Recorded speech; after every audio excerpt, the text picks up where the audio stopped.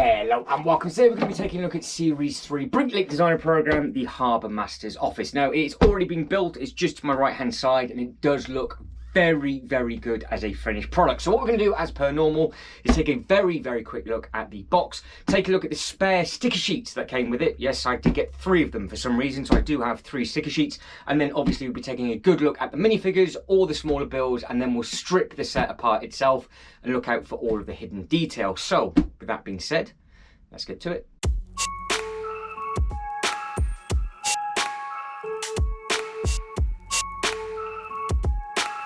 So starting off with the box artwork, it is an 18 plus, item number 910040, 2,418 pieces. You can see it is designed by Rich Herbert and it is the Harbourmasters office.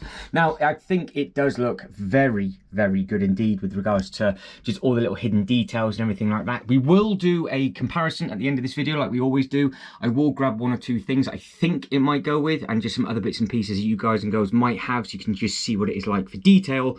But this set really does pack a punch, and you can see all of the different minifigures that are on there. And of course, like I said, with the other Bricklink designer one that came in the same delivery, which was the Art of Chocolate, the box artwork for a Bricklink is white rather than the black, and then it just has the black flap on the outer edge, and then it's got the white one on the inner side, or vice versa. On the back, it is just exactly the same. You don't get any dimensions with these sets, which is a little bit of a shame, but the nice thing on these is that you do get this up here. So you've got the Bricklink Design Program Series 3, and then you've got a 1:1 scale. Now, the other thing that it did come with is these. Now it came with a couple of spare sticker sheets and other little bits and pieces like that. So the one thing that you do get is a QR code. Now if you want to see how you actually download the instructions, just hit the Art of Chocolate on the Bricklink designer program video, and I do a tutorial on that. I won't do it for both of these, but it is either you just scan it with the QR code, which is nice and simple.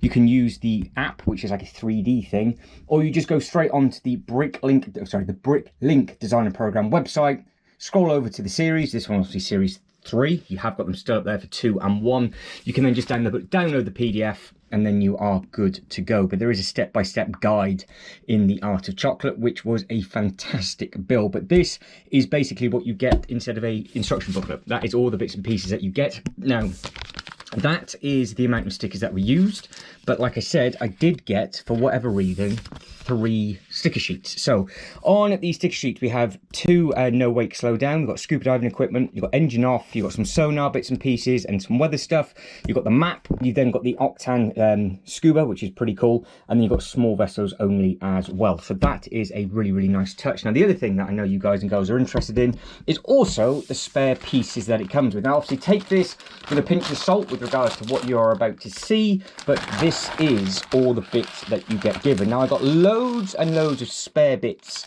with the other Bricklink designer program as well, but there is a lot of them here as well. So you do get lots and lots of little individual bits, some really nice bright vibrant colors. So you've got all of the really bright sort of pinky colors, and that which is at the very start. You then got some more violety purple ones as well. The reason why there is a hairpiece in there and a beard is I will show you as we progress through, because you get a spare beard for one of the minifigures, and you actually get a headpiece instead of a scuba diving helmet for the other minifigure that is actually hidden underneath the set itself. You do get given a spare shell for a crab, which is a really nice little thing just in there. So there's lots and lots of different bits and pieces in case anything goes missing. Again, you get a spare key and things like that. But that is the selection of spare pieces. Moving on to the first little build, which is this thing just here. Now there's quite a lot to take in, because you have got all of the detail that is just underneath here. So you've got the translucent pieces that actually hold the boat up. I like the fact that they're starting to do this now rather than it just being a boat by itself, because they are going to be doing this on the new Jurassic Park sets as well. You have then got a crab on the inside, and you've got a little bit of seaweed on the one side, and as we spin it around you can see again we've got all the foliage and everything that's supposed to be underneath the boat and underneath the sea. It does look very effective, and as we start coming back round you then got off the fish and things like that. And of course you can add all the little bits and pieces to it if you wanted to. You can see how they've used the different bits here just for the splash effect on the one side and on the other. This is actually the first thing you build as well, so it's a nice enjoyable build as you go through. Nice little bit of design on the front, and again you can see the engine on the back with the propeller that will spin round, and then it does obviously go from side to side, so you can actually grab it. Now we'll go over the minifigures completely separately, so don't worry about that. The top of the boat itself is what that looks like. You can see you can stand some minifigures on there, absolutely no problem, and then you do have the nice little bucket to do whatever it is that you want to do. But when you get into the main set itself, the detail in the first few bags is absolutely outrageous, but it is all hidden underneath the building itself. Now you've got a couple of hermit crabs in here. That's what we're going to start with, which is a little orange crab with the shell just down in there. So you've got quite a lot of different bits and pieces going on. You can see you've got this thing just in here. In fact, I'll spin that round so you can see that what that looks like, so be careful not pulling that out. So you can see just how bright and vibrant that colour is as we spin around very, very slowly and very, very carefully. As I pull that light away, you will then see you have got the little turtle just at the front, and that is where the hidden minifigure is. So this is the one that has the spare hairpiece just in here. She's in her full scuba diving outfit, obviously with the flippers, the camera and everything else, and she's in the process of taking some photos of the fish just underneath one of these legs just in here. Now as you come round, you will see that you've got another fish in there, and there's a little hermit just on that bit. So that is a nice, I really like them. I think they're a really nice little thing to add into this. And then as it carries on spinning around, the detail continues, because you've got the big red crabs dotted around all over this set. There's one here, there's one in there, there's one further in. Have you spotted the shark yet? Because there is a shark in there. So it is right past the fish's tail, and there is the face of the shark just there. So like I said, it does cast a big shadow because there's no way of taking this bit off. It is an interesting bit, and I'll run through some bits and pieces of snags that I hit with this, but I did come up with a different technique and it helped me massively. It did the same thing on the Barracuda Bay as well, so I just think it's how these bits are sort of designed with regards to how bigger chunks they are and how much they weigh, but I'll run over that in a second. So there is the big shark, again just to the right hand side, and you've got all of this detail just in here, which I think does look very, very good indeed. So I'll just do a little bit of a slow pan around of all those little bits and pieces so far, and then I'll carry on turning the set. So that is the full length of this thing, and then as it carries on and spinning around, again you've got all this really nice detail in here. You can add some of the spares into that, absolutely no problem, but you can see you've got fish swimming just in that bit just there, and you've got them staggered on the rock, so you do learn some really nice interesting building techniques.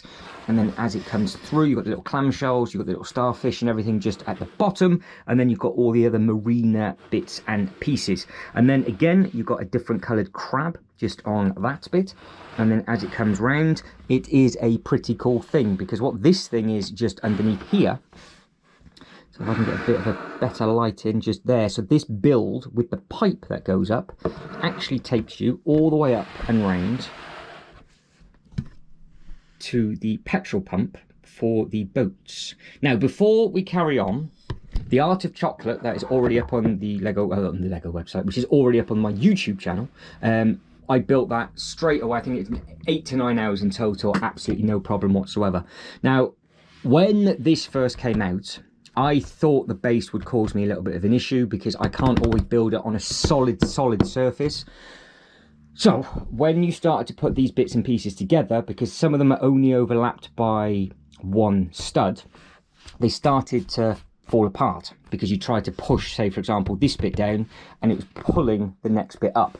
All I did as I went along is I added on just the water tiles. So I went over every single bit that connects. So I've got one there, 3 there, and so on. I will add some more water bits in. You can't really notice it in case you get pointed out. But the second I did that, I could actually grab the very, very end and shake it, and the base was absolutely solid.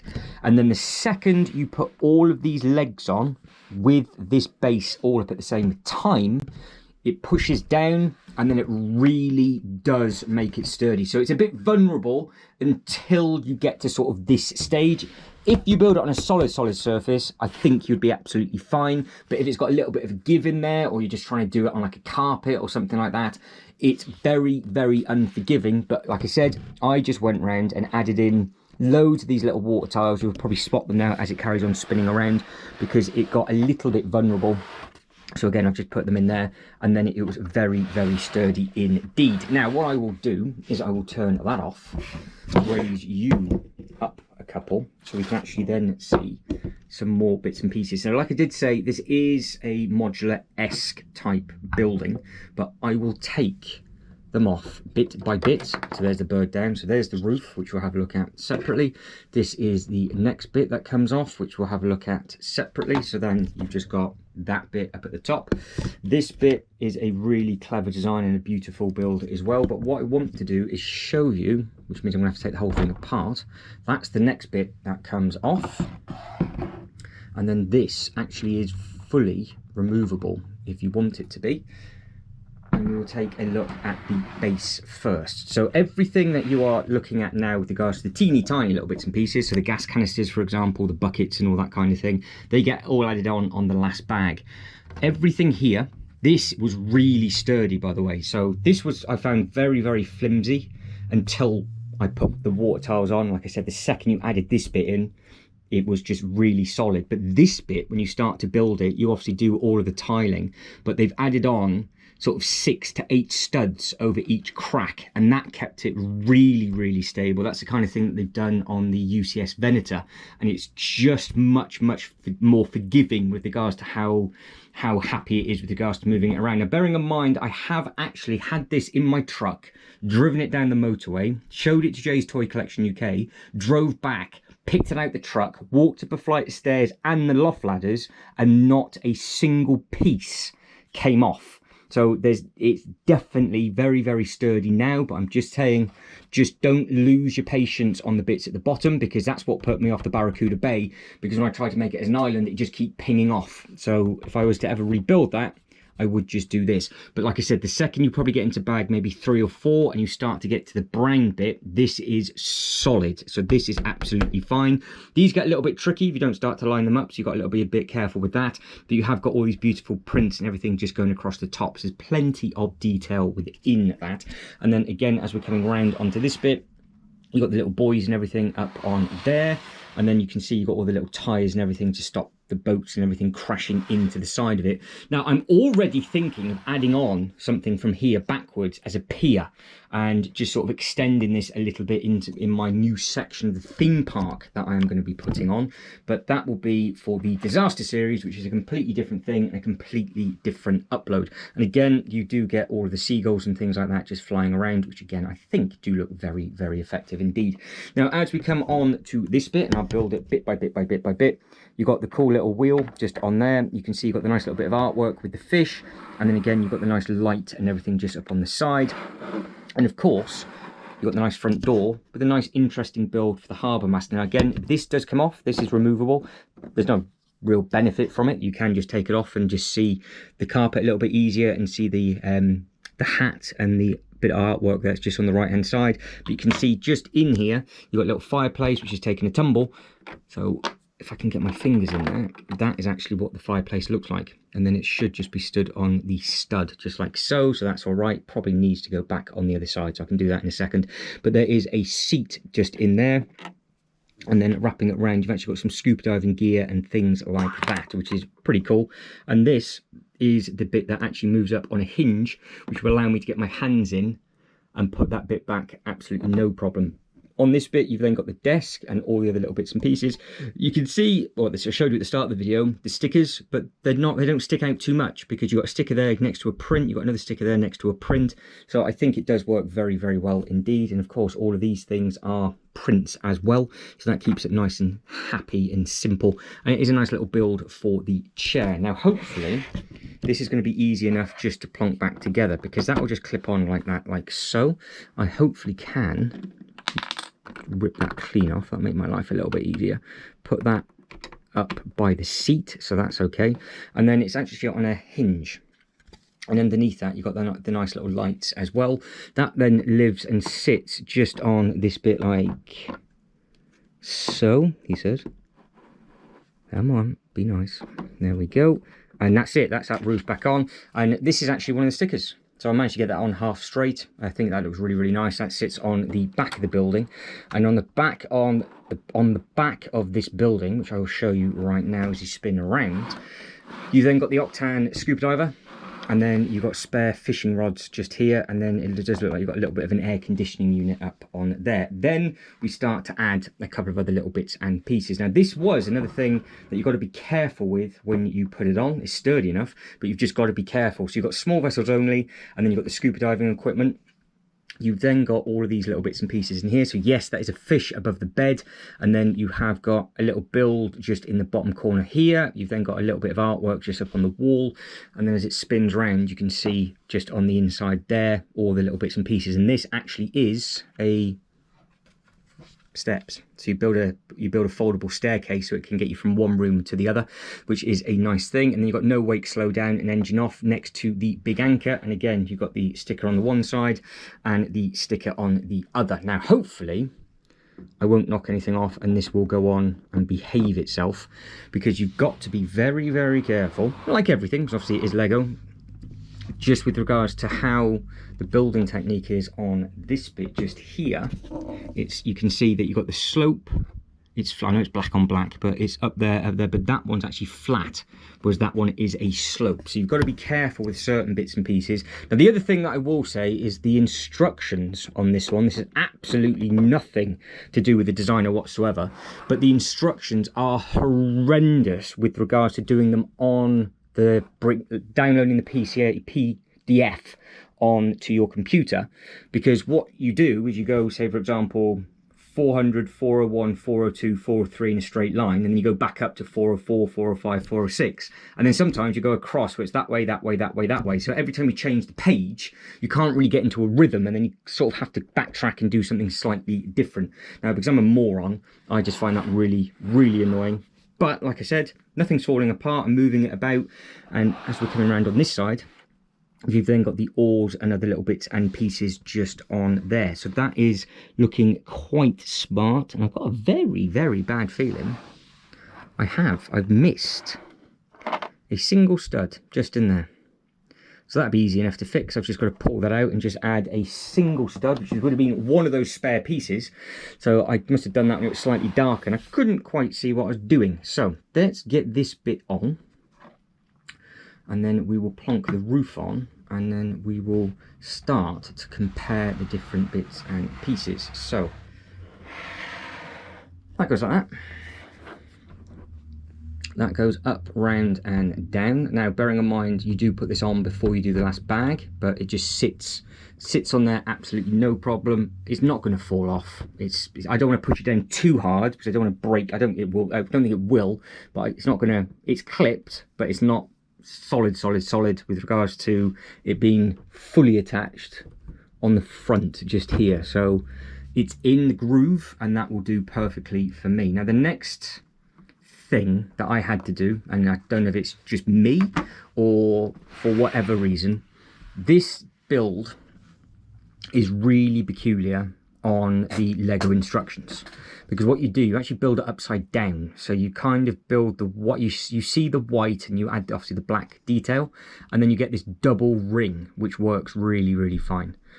But the second ring, which is this bit just here, where it's got that black, that grey, and those two browns, I've added those because when I tried to push this little thing onto this, it blew the back out. It just popped them off. I rebuilt it twice and it kept doing the same thing. And I pushed all of these on and it is a lot more sturdy, but it is still doing the same thing. So all I'm doing now is just slot it in. So that's it. So that's what that now looks like. It's not clipped in. It's not going to fall out, but I just don't want to push it down solid. Now, that little stud just there that's on show is for this little happy chappy just here. So that one will sit there. And again, you can see the detail that we got on here. So we've got that little bit of speaker up on there. And then you've got these three pieces just here. Now, when you do get to the roof, and it is a little bit frustrating if it starts to, it's one of those where it will just ping apart if you're not careful. Just be careful that you get this bit and the seagull bit lined up in the first step. Otherwise you can't actually get the second part of the roof on. And because it's black on black, it is actually quite hard to see. So just be careful with that. A fair warning if this is in your collection already and looking forward to building it. But it was a pleasure to build and put together for about 90% of it, I would imagine. But just sat on there absolutely fine. So again, it just sits on just like it would do with the normal modular.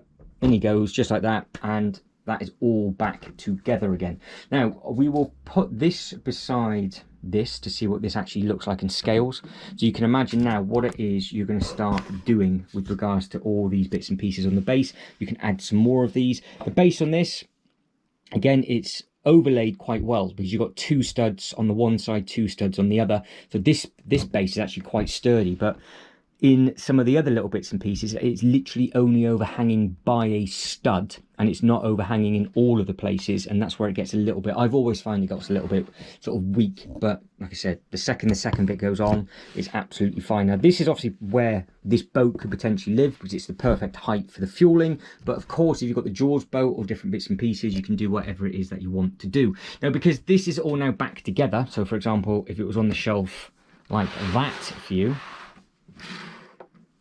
this is what I meant about adding the pier. So as we come up and over to the top, that is what that thing looks like. Now, what I'm going to do, just to wrap up the video, well, before I wrap up the video, is we're going to go through all of the minifigures individually, and then I'm going to grab 1 or 2 sets, some Lego Ideas sets, maybe a modular, and what other else item I have close enough without destroying anything, just to see what this scales like with other sets in your own collection.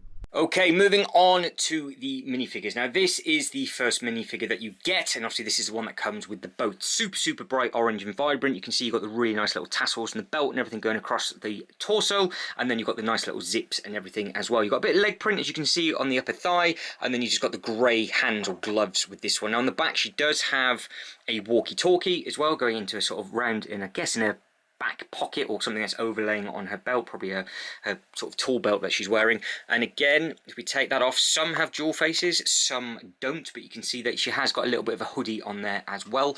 And then that is what that one looks like from the front without the hair as well. So they all come with really, really nice minifigures, these Bricklink sets, and I think it's a very good selection on this one as well. Now, the next one is this young lady just here. So you can see that she is super, super happy. You've got all the different colours on here. So there's 4 different colours, or 5 if you include the zip. You've got the brown, you've got the sort of violet, you've got the orange, and you've got the yellow as well. And then, of course, you've got the white on the zip, and then you've got the pink on the arm. So that is one serious gilet. And then as it spins round, you can see you've then just got the creases on the back. And again, this one does not have a secondary face print, but it does again work very, very well indeed. Moving on to the next one is this chap just here. So you can see he's got the nice waistcoat going over the old school jumper. There's a couple of these jumpers, very similar design jumpers like this one, for example, but this is the first time I've seen one like this. You've got all of these sort of almost dirty marks on there with regards to all the bits and pieces going across the belly, and then you've got all the buttons and everything like that as well. Now, there's no arm print on the sides, but you do have a dual tone leg, so you've got the black going into the grey, and then you can see, hopefully you can see, you've actually got a double colour on the side of the face. So you've got the brown going into sort of like the grey, and then you've got the moustache and the eyebrows on there as well. So there's a lot going on with, like I said, with all of these minifigures. Next one is you have this one. This is where you get the spare beard from. You've obviously got a fishing rod that he actually does hold. He is supposed to be holding. You can obviously take it off and do whatever it is that you want to do. And then you've got all of the other spare fishing rods as well. I think it comes with 4, maybe 5 in total. So what I'm going to put it with first, I think it will work quite well, because I have got the Lego Ideas old fishing store, and I'm going to put them side by side for scale for the first ever time in this video. So again, with this one, this is something they're starting to do now, is you get the beard piece, but you've also got the actual beard on the minifigure. So if you wanted to, I guess you could just have it like that, or if you wanted to, you could then just actually add the beard on, and then you can just mess around and do what it is that you want to do. Now, this jumper gets used in quite a lot of the Winter Village sets, but it's also in the other set that I will be comparing this one to. But if I can get the headpiece back on, there we go. That is what that one looks like in all of his glory. Now, the last one I can actually reach is going to be this one just here, which comes with the nice fishing net. Now, this one I know for a fact it does have a dual face, because I've literally just put this minifigure together about 10 minutes ago. You've got the nice checkered, you've got the nice checker pattern on there. So you've got the 2-tone or 3-tone red. You've got the really deep. Then you've got the really bright, vibrant, and then you've got the sort of like the patchy work as well. And that goes all the way up onto the collar, which looks really effective. And then you've got the no print on the arms, no print on the legs, but the torso print across the back. That does carry on really, really nice. And then if we take this off, you can see you've got a really, really happy face as well. So you can have a super happy one that caught something, or you can have just like a nice little smiley face. So we'll keep that one for now, and then I will end up changing him from time to time when I take some photos and things like that. Now, what I am going to try and do is, because this camera might be a little bit cleaner, so you should be able to now see the flippers for that minifigure. In fact, you should be able to see the base a little bit clearer as well. I probably should have done it with this camera at the beginning, but we'll carry on with this one. So again, as we spin round and you see the turtle, that is the other minifigure in question, which is a fantastic looking minifigure. It's just quite difficult to pull out because you've got the full length of the minifigure, then you've got something sticking to the back of her legs, then you've also then got what that attaches to. But as this spins around, you can see you've got the air canisters and everything of the orange, and then that is all the detail that you might have missed when I was trying to do it the first time. So if I carry on just spinning it around for a couple of seconds, so hopefully with the different light setup and a slightly higher quality camera, you should be able to see a little bit more. So again, there's the shark. And then as you come around, you've got all the fish. You can just see how far that goes down. Right, moving on to a size comparison. So the first combination we're going to start off with is probably the best combination I can offer. Now, this is what I was hoping. I think these two look fantastic side by side. They scale so well. So you've got the Lego Ideas bait shop on the left-hand side, which I love the build of this with regards to all the little animals and things that it comes with. It needs a little bit of TLC. If you've been watching the Disaster series, you'll understand why. There's one or two little bits and pieces that have been knocked off just up at the front, and it'll all get fixed, and it just needs a very good clean. But again, with regards to this and how the roof and everything comes off, for a Lego Ideas set, it is beautiful. You've got all of the fishing stuff obviously on the inside, and then on the back just here, the doors and everything open up, and there's all your scuba diving equipment and everything that you need. And then obviously you would park your boat in the harbour. So having these two close and side by side, I think is going to be very important with regards to my new display that I am going to be starting off straight after this video finishes.